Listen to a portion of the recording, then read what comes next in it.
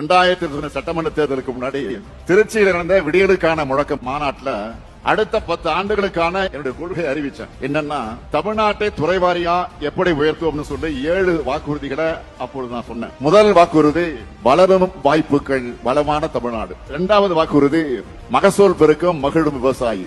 3வது வாக்குறுதி குடிமக்கள் அனைவருக்கும் குறையாத தண்ணீர். 4வது வாக்குறுதி அனைவருக்கும் உயர்தர கல்வி மற்றும் உயர்ந்த மருத்துவம். 6வது வாக்குறுதி எழில்மிகு மாநகரங்களின் மாநிலம். 6வது வாக்குறுதி உயர்தர ஊரக கட்டமைப்பு, உயர்ந்த வாழ்க்கை தரம்.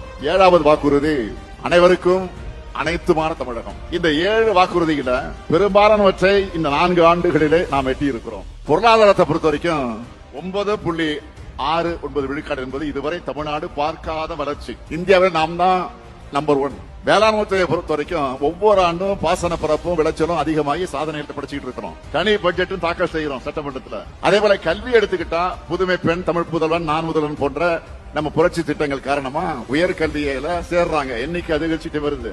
அதுவும் இந்தியாவோட சராசரியை விட 2 மடங்கு அதிகம். தலை சிறந்த கல்வி நிறுவனங்கள்ல 5ல் 1 பங்கு தமிழ்நாட்டில் தான் இருக்குன்னு ஒன்றிய அரசே ரிப்போர்ட் தராங்க. காலை உணவு திட்டம், இல்லந்தேடி கல்வி, எண்ணெய் நிறுத்தும் போன்ற திட்டங்களால பள்ளி கல்வியில பெரும் வளர்ச்சியை பார்க்கிறோம்.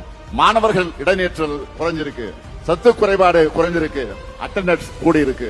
மருத்துவத்துறை எடுத்துக்கிட்டா நம்முடைய தொலைநோக்கு திட்டமான மக்களை தேடி மருத்துவ திட்டத்தை சிறப்பா செயல்படுத்தி ஐநா விருதையை வாங்கியிருக்கிறோம். நகரங்களை மட்டுமல்ல கிராமங்களையும் வளர்த்திருக்கிறோம்.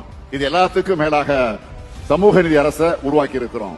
எந்த பிரிவினரும் விட்டு போக கூடாதுன்னு கவனமா செயல்பட்டு பிற்படுத்தப்பட்ட, மிகவும் பிற்படுத்தப்பட்ட பட்டியலின பழங்குடியின, சிறுபான்மையினர், மாற்றுத்திறனாளிகள், திருநங்கையர், விளிம்பு நிலை மக்கள்னு எல்லாருக்குமான ஆட்சியாக நம்ம திராவிட மாடல் ஆட்சி நாட்டுக்கு எடுத்துக்காட்டா திகழ்ந்து கொண்டிருக்கு.